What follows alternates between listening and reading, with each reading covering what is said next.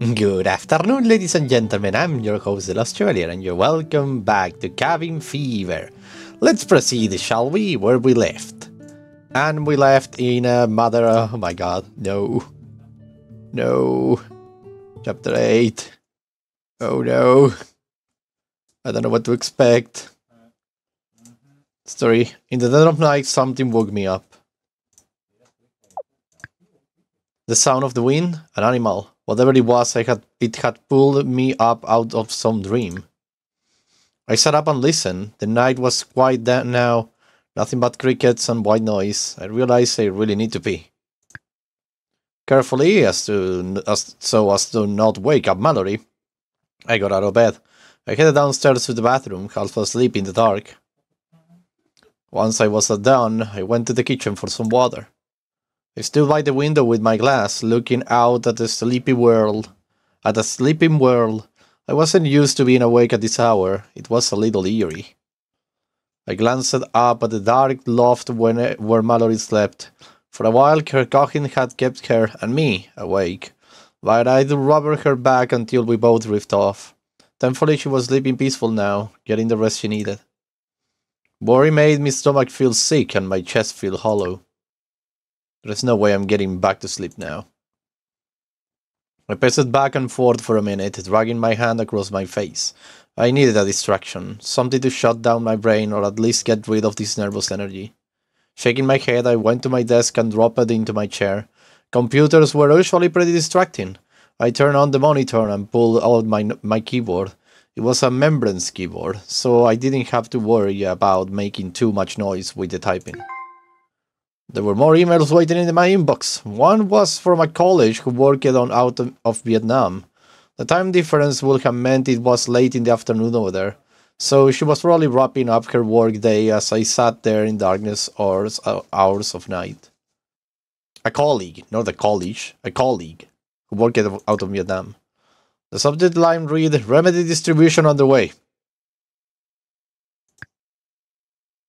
Just read it and make my blood boil. I was so sick of these empty promises, and for what? Read the spam anyway, you never know. I opened the email anyway, thinking maybe I could find whatever started the vile forwarding chain and send them a piece of my mind. But then my curiosity was piqued. The body of the email had a surprisingly official-looking Global Health Authority logo at the top. At its top.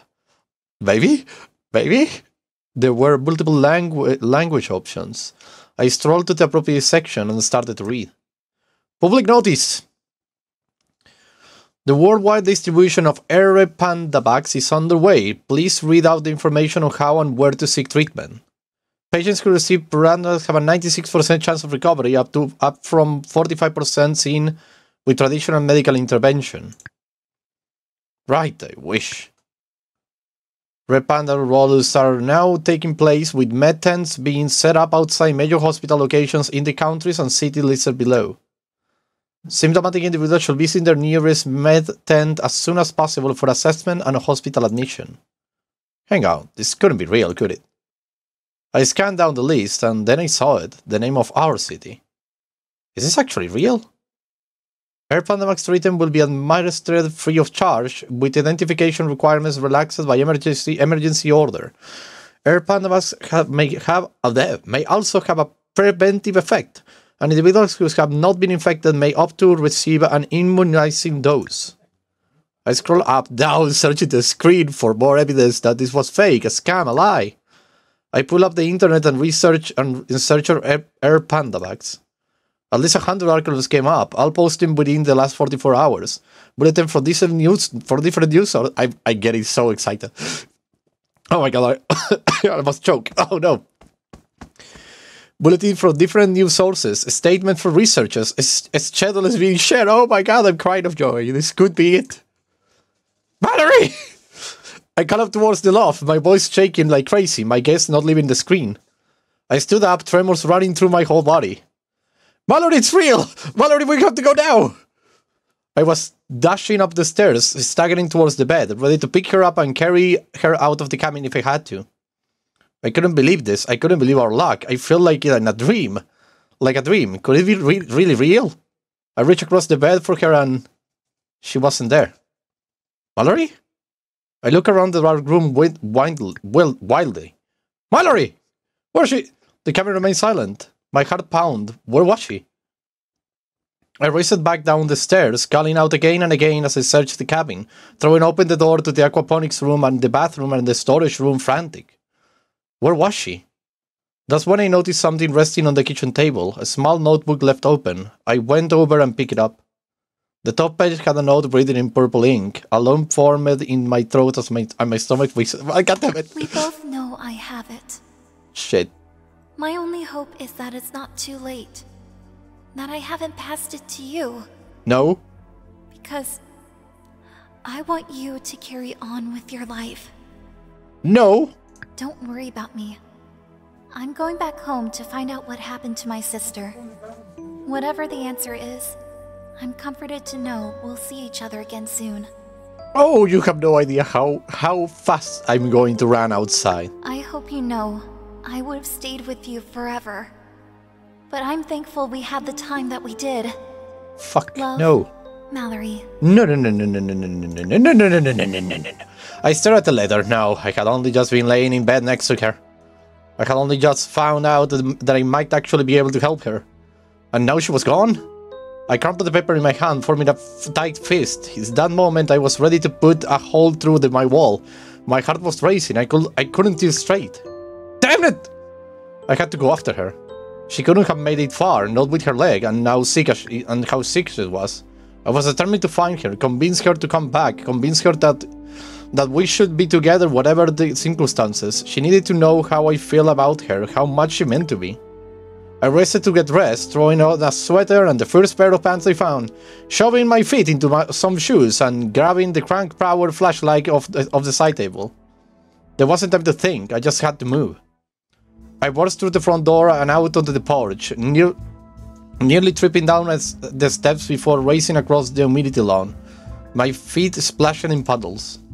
I was panting, sprinting almost blindly through the dark in whatever direction I thought Mallory might have gone. I was through the garden, over the hill, and here in the woods when... Fuck, no. Ah, fuck! Suddenly slamming against the ground, pain shot through me. It took me a moment to get my bearings and understand what had happened. The trap. How the hell? But no, I completely forgot about moving it. How did it let this happen? I sagged against the ground, gritting my teeth. I couldn't let this slow me down. I gathered the strength to push myself up and look back at my foot. It was my foot that had been caught, and a strange angle. I couldn't assume it was because of the way we have been running so fast, practically flying over the sloping ground. I twisted and reached the release trap, which took me a few tries. Finally, I was able to scramble away and stand up, but the pain in my foot was excruciating. No time to deal with that now. I continued down the path, limping heavily and bleeding into my shoe, calling Mallory's name. As I made my way, I shoved my hand into my sweater pocket and pulled out a flashlight, the same one that had led me to Mallory that first night. I immediately started cranking it, hoping against hope that I would lead me to her again. But as I entered the trees, I stopped hesitating. Mallory's note said that she was headed back to the city to check on her sister. Most likely she'd be taking the footpath through the woods, the path she'd taken to get here in the first place. I might be able to catch up with her if I follow it, but it depends on how much of a head start she had. If I followed the old driveway instead, I'd eventually make it to the highway. It was a longer path, but more straightforward one. And if I could manage to flag down a car and get a ride, then I might even reach the city before Melody did. I had to pick... Oh no! No! I'm injured. Continuing through the trees will be stupid. Head for the highway would be the most intelligent thing. Oh my god, save the game. I want my happy ending. So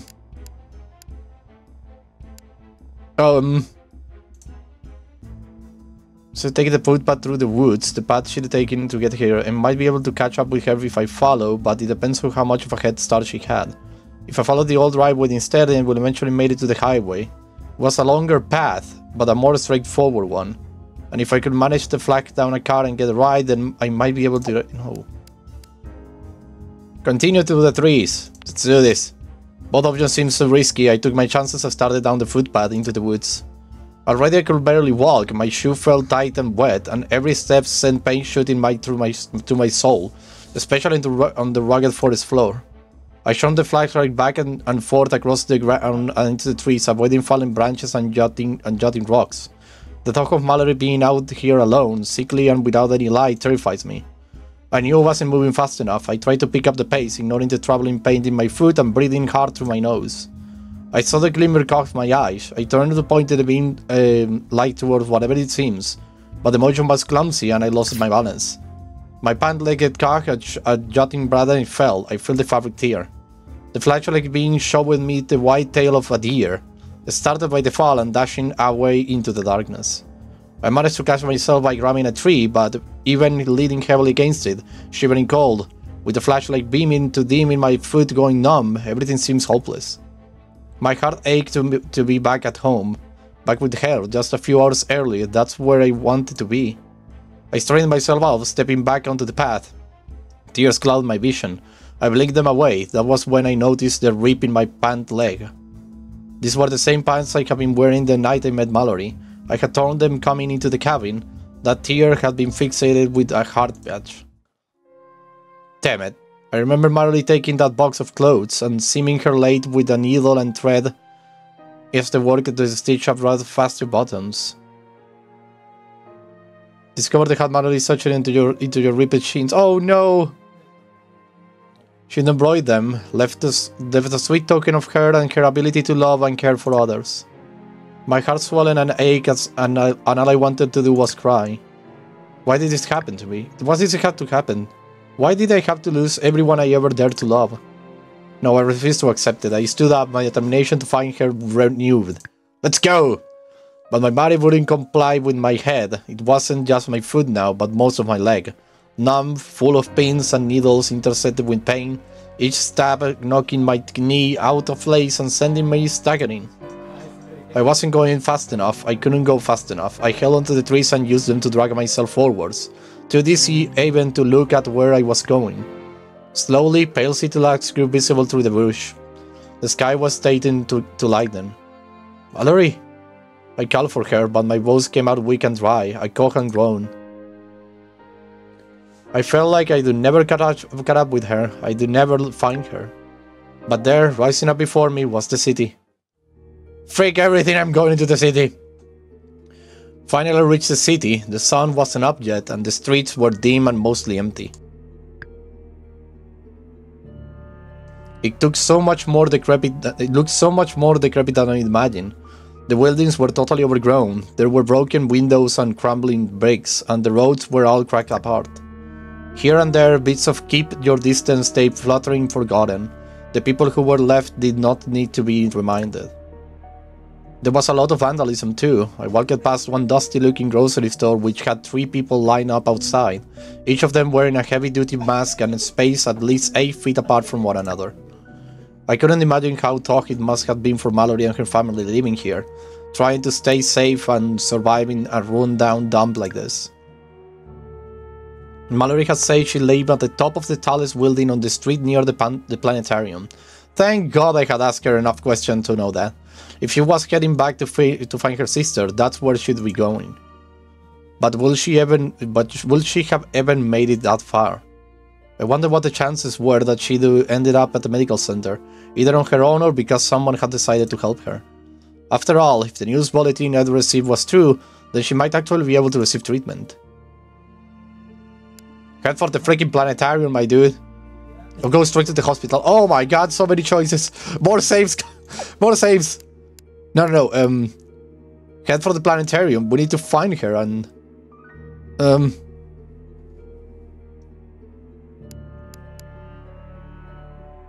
I don't think if I should go straight to the hospital or head for the planetarium. My god, this is terrible. No, I will head for the planetarium. I didn't think Mallory would let anything get in the way of going home. She was determined to find what had happened to her sister, so that's where my search had to take me. I reached back into my memory trying to get my bearings and figure out which way to go. The planetarium was closer to the river, I knew that. I started down the street in that direction. My head was spinning and I couldn't feel my foot anymore, but I kept on going, leaving bloody shoe prints behind me. Hope was the only thing keeping me going. I treaded over the rubble in the streets, passing broken hazard signs and empty storefronts, unable to stop myself from imagining the riots that must have taken place here years ago. When the top of the old planetarium building came into view, I sprinted the rest of the way. I looked at the building surrounding that one, which was the apartment building where which one the one? I scanned all the windows and balconies inside, looking for some sight of her. I turned in a circle, searching every street corner and bus stop I could see. It was like a ghost town. I tipped my head back to call out for Mallory. That's when I caught sight of the purple figure on the rooftop overhead. Mallory! Mallory, don't move, I'm coming! I didn't even know if she could hear me. I just hurried, as fast as my body would let me. Around the building, to the fire escape, a dry, rattling feeling was building up in my chest. I could hardly breathe. I reached the top of the fire escape and holding myself up into the roof where I was sure I should have seen Mallory. I look around for her and for a moment my body ceased all functions and I could actually feel my head skip a beat. Where was she? Mallory! Where are you? A cold breeze blew past and all I could do was stand there in a few moments processing everything that was happening. I'm here. Holy fucking shit, I found her. I tried to find the source of that small, weak voice. Oh! You have no idea how far I have come to find you! Jesus! There she was at the opposite edge of the rooftop, her delicate frame backlit at the gentle rising sun. Dark hollow hung under her eyes and in her cheeks. She trembled, barely able to hold herself up straight. Why are you here? Why else would I be here, my love? She didn't look at me as she spoke, and my throat felt like it was twisting shut. Your letter! I found it and I couldn't just let you go. She listened and continued to gaze out on the cityscape, avoiding eye contact with me. You shouldn't be here. It's dangerous for you to be close to me. I don't give a damn. She was so out of breath I approached her slowly, terrified that she will just float away. That doesn't matter to me now. I care about you too much. I love you, Mallory. I love you. She turned her face, finally giving me a weak smile. You dummy. I love you too. That's why I had to leave. No. She swayed them, as though turning to look at me had been her dizzy, and her body dipped towards the ledge. Oh no! I lunged, panicked, and grabbed Mallory in Arrow's arms. In one swift movement, I had pulled her onto me. Redirected the shift of weight to have her fall into my arms. Gently, I helped her lay down. Her cheeks were blood red, her skin like fire. She struggled to keep her eyes open. I don't have much time left. We have the cure. Maybe you're just a dream. No, I'm not. No, Mallory, you don't understand.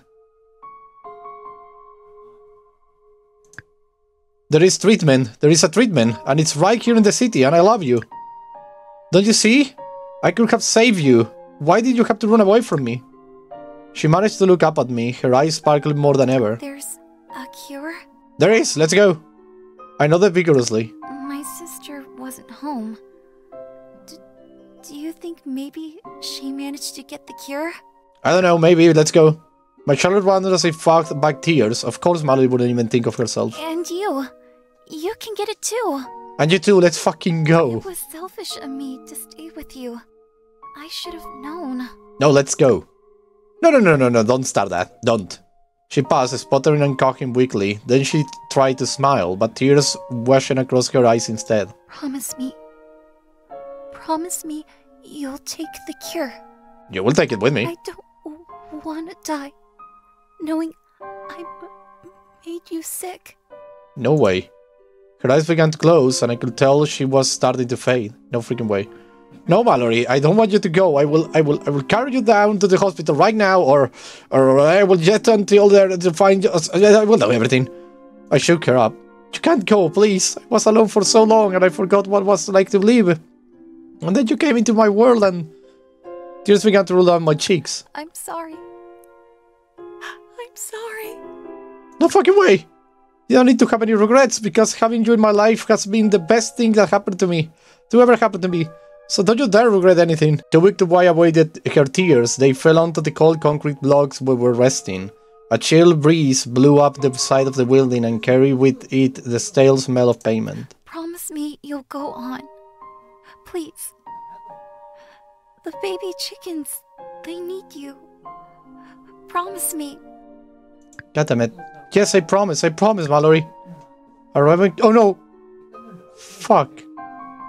A raven cloud loudly somewhere nearby. The wind died down and suddenly everything was impossibly silent and still. Mallory's hands slipped off my lap and fell to the ground. Slowly watched her eyes close one last time, and a quiet peace fell over us. All color had left her soft cheeks, and I felt her presence leave me. The sunrise shone a bright beam of light on us, almost as if we were players in a tragic play caught under the spotlight. Softly I raised my hands across her cheek to feel her warmth one last time before she turned cold. Why couldn't have you found her sooner? Why couldn't? Why? It was a little while before I was able to return to the cabin. As much as I wanted to give up on myself and everything else, I had made a promise to Mallory. So I went to the med tent and I got ascended and admitted to preventive treatment with air padmax. They kept a close watch on me for over a week before finally deeming me fit to go home. I went back to the cabin, which didn't quite feel like home anymore. It was still the same beautiful landscape, but I couldn't put my finger on what was different, so I just went about my business like normal. The chickens were fine. They ripped open their fed bags and had a feast in my absence, so they were fat and in good spirits. There was a fresh crop of weeds in the garden and onto the grass. Like Mallory and I had never cleared them out at all. Near the front porch, I found a package which looked like it had been left outdoors a little too long, and my heart sank. It must be that other place to their own delivery, with the first aid kit and the aspirin, and I went to pick up the package and sat right there on the porch to open it. There was the first aid kit, nicely stocked, the fresh bottle of aspirin, shiny and sealed, and there was the ring I had bought for Mallory, the one with the daily purple stone and remind me so much of her. I stared at it for a while. I started talking to myself. What now? I don't know. I wish I'd made different choices. I wish I had been able to save her. There really wasn't much more to it than that. I got up and went inside, taking the ring with me. I'd put it on the string and wear it around my neck, I decided. Then I'd make some tea and then I had to think about it for a minute. I decided to do something good. Thanks to science, medicine, and basic compassion, there was hope for humanity again. I will be a part of that. I will help the world. We can make things even better than they made before. I do my best for her. Fuck! Bad ending. But you don't think that I'm going to freaking let this happen to me? No. How much time have I been recording, though? 23 minutes. You know what? Fuck everything. Load the game. Let's do this right now. Right now. Right here, right now. Chapter 8. Head for the freaking highway. Both of it's risky, so I took that. Already I could barely walk on my injured foot. My shoe felt light and wet, and every step sent pain shooting through my shoe. The light from the flashlight bobbed ahead of me, lighting the... It took longer than I should have, but as soon as I turned where the driver met the main road, with high mask lights towering over me, the road itself was desolate, of course. A few people traversed it anymore. Still, as I staggered along the shoulder in the direction of the city, I kept cranking my flashlight, swinging it back and forth on the chance of anyone might come along to see me. The thought company kept me going. I walked for a long time. It felt like a ghost world. Please, is anyone out there? My voice helped to more despair than I realized I was feeling. But then, as my desperate body had summoned it, a car appeared in the distance. I heard it before I saw it, and when I saw it, I started waving my arms again. Come here, please! You're supposed to stay away from people, my mind reminded me. Shut up! That's not important right now, fuck off! The car was getting closer, its headlight glaring. I tried to jump, but my foot hurt too much. Stop, please, stop, I need help! The car began to slow. I stumbled towards it. The window rolled down and the driver peered out. Saw my bloody foot and gasped. Oh my god, what happened to you? I fucking stepped in my own foot, my own bear trap. I'm trying to get to the city, please. I'm hurt and she's... I couldn't even say it. How could I explain it? I'll take you to the hospital. Stay to the city. I wanted to cry. I hovered to the passenger door and climbed in. By car, the city rose up around us in minutes. As we moved through the dim, pre-down street, I looked out at the place I would hope never to return to. It looked so much more decrepit than I imagined. The buildings were totally overgrown. There were broken windows and crumbling bricks, blah blah blah blah. Here and there, this will keep you a distant thing. I already read this. I can imagine. The hospital came into view pretty quickly. I thanked the driver profusely for the ride, hopping out of the car almost before I had even fully stopped. 555-8484-322? It's really clear for some weird reason. Where is my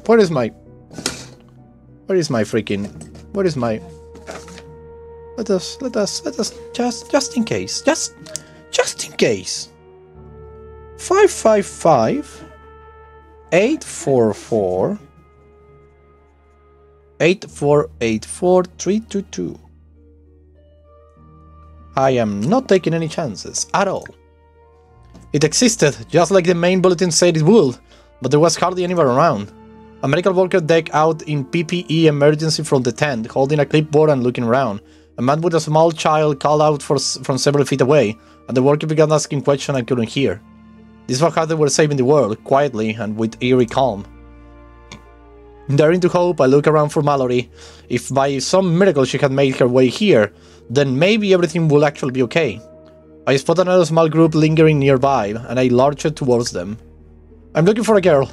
Her name is Mallory. Her hair is long and white. She's wearing purple. I moved from person to person, pleading, but no one had an answer for me. All of a sudden, I hear a faint squeal of a megaphone, a voice cracking over the nearby empty street. If you are awaiting preventative care, we ask that you remain patient while we triage symptomatic individuals. If you are currently experiencing symptoms like fever, headache, fatigue, or dry coughing, or have recently been in close contact with someone who is, please proceed to the screening area for assessment. I have other thing to do. The medical ward was showing the man and the child into the med tent now. I staggered over. Did you see a very sick girl dressed up in purple? The medic looked at me, startled. I'm sorry, no. Who is she? Hello! And have you been in close contact with this person? Of course I have. If she's not here, can you help me find her? Because she's really sick and I need to find her and bring her here. If you've been in contact with an infected individual, then the most important thing right now is for you to get assessed and admitted for treatment. Fuck off, no! You do understand how rapidly the virus proliferates. I don't care. The sooner we can begin treatment, the better your chances will be. Please, follow me. No, sorry, I would not. But no, I have to... Please. Right now, you are potentially shedding the virus in a public space. You need to enter the med tent. My answer is no. I look around the near empty street. I wanted to keep arguing, but what could I say? The medic must have seen the pain and hopelessness on my face. I will try to find out about your friend. Now please. I need you to enter the med tent. The answer is... I'm sorry, I will not say no. I can't stop until I find her. Please, there is no one here, but she's somewhere, and if I can't just find her and get her back here in time... That's a life saved, right? The medic looked kind of lost. I was already backing away, already ready to start running again. I don't care if my foot is injured, I will go away. If Mallory wasn't here, then she had to be at the planetarium, or at least on her way to it. Wait! Don't go yet. Why not? The medic disappeared inside the tent. A couple of people who had been waiting nearby moved closer, hovering. It was probably wrong to me to race ahead of them demanding the long medic attention, but honestly, whatever. It wasn't a stalk, there were crowds of people waiting to... The only thing I cared about was Mallory. The medic emerged, holding out a bulky handset. Take this. It's a satellite phone. We have a few of them for contacting other med centers. Roger that. As soon as you find your friend, call us. If we know where you are, we might be able to send help. Thank God! A wave of gratitude washed over me as I took the sat phone. I definitely didn't have to be told twice. Time had never been more of the essence. Thank you, thank you. I was already hurrying away, almost in disbelief at this blessing. Luckily, I have the freaking number. Take that, you freaking game. You wanted to fuck with me. I fuck with you. I carry on I will not let Mallory die, not again. I carry on down the street calling Mallory's name. Through everything seemed so deserted, there was a handful of people around who would turn to look at me, puzzled. They avoided my path and I avoided theirs. I reached back to my memory, trying to be answer which way to go. The planetary was closer. I know. Confidently keep me going. I try to rubble the street. When the old planetary is printed, I look at the windows and Mallory, where are you? I turn in a circle, you can see it was like a ghost town. I tip my head back to call for Mallory. That's when I caught sight of a purple figure on the rooftop of my head. There you are! Don't move, I'm coming! I didn't even know if she could hear me. I just hurried as fast as my body would let me. Around the building to the fire escape, a dry rattling. I reached the top of the fire escape and hurled myself up into the roof. There's a swallow look around. Where are you? Mallory! I called Breeze blew past me. I'm here. Thank goodness. I tried to find the source of the smell of weak voice. There she was on the other side of the roof. Jesus! Why are you here? Because the cure is right out there! She didn't look at me as she spoke, and my throat felt like it was twisting shut. Your letter! I found it, and I could just let you go. I couldn't. So, just... shit. Fuck. You shouldn't be here. I'm It's here. dangerous Shut for up. you to be close to me. Shut up! She was out of breath. I approached her slowly, terrified that she will be afloat away. I don't care. You don't give a fuck. Come here. I love you. Come on. Come here. You dummy. I love you too. That's why I had to leave. No way. Come with me. And turn and look at me. You have made it easy. I catch her. Okay. Gently helping her lie down. Her cheeks were bed. Don't you worry. Have much time left. Shut up. Maybe you're just a dream. I need to just call her. No, Mallory, you don't understand. There is a treatment. There is a treatment. It's right here in the city, and I love you. A cure? Yes. I know the because if I'm enough for the sat phone to shove it in my pocket. My sister wasn't home. Do you think maybe she managed to get the cure? I don't know. Give me a second. I don't give a fuck about your sister. Sorry. I'm calling right now and someone's gonna come. The phone was in my hands. My thumb pointed over the stiff tucked buttons. The number. It had been printed on the med tent, but what was it? I know it because I have it here written down. Oh, damn it, buddy. 322? 322! Drawing a blank. 822! Yes, that was it! Thank you, brain! Thank you! I thought as the ring started to go through. Fuck you, game, you can't kill Mallory. Your welcome, replied my ring as the moment the rings went through. Started to worry that no one would pick up, but then finally someone did. I didn't know if it was the same medic who gave me the sat phone, but either way, I immediately started rattling off every detail I could about where we were, but here I am. I'm here. Come here quickly. Come here quickly. Like, come here now. Yesterday. God damn it, come here. Jesus. Someone's coming, help is coming. All I could hope for now was that they will get here fast enough. It was selfish of me to stay with you. Oh my god. I should have known. Why I'm not feeling you with kisses? No, don't start that. She pauses, fluttering uncomfortably. Then she tried to smile, but tears washed over her face. I'm so sorry. Shut up. And I could tell that she was starting to fade. You have something not to apologize for, you know. To forget to lose on my cheeks. Having you in my life was the best thing ever. Oh no. Stay with me, Mallory. We're going to get your help and everything is going to be okay. We waited to get on the rooftop as the sun came up, spluttering open the clouds and shining up the spotlight. I wired the medic to get here faster. The wait felt like an eternity. Then, far below, I hear the rumble of vehicle pulling up, a door popping open, a distant voice. Ah! Ah! Yes! We're alive!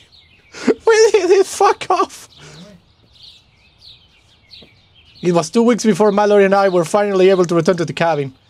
Mallory has spent most of the time quarantined, receiving the breakthrough her PR vax treatment, which carried her gently back to the brink of for the middle of death. I received a preventive treatment as well, and was monitored closely for symptoms. Finally, we were discharged, and we found our way back home where all the leaves were gold and red, and the mountains had snow on their peaks.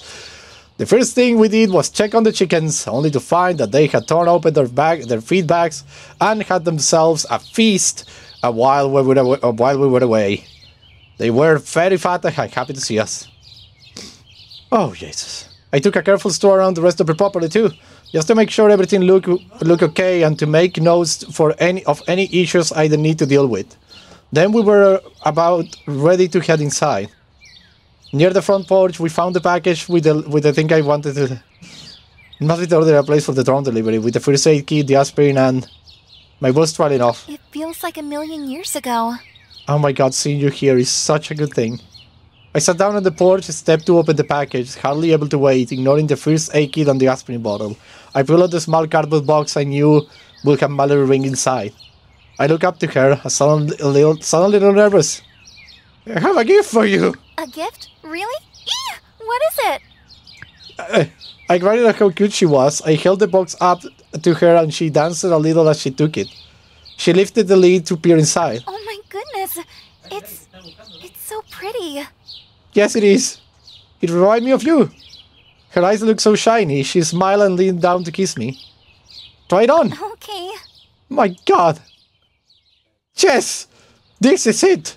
This is the freaking thumbnail. We're married now. She took the ring out of the little box and slid it onto her narrow fingers. I totally guessed her ring size, but luckily it was a perfect fit. She tilted her hand back and forth, smiling to the silver bow and glistening stone. Seeing her so happy made me happy.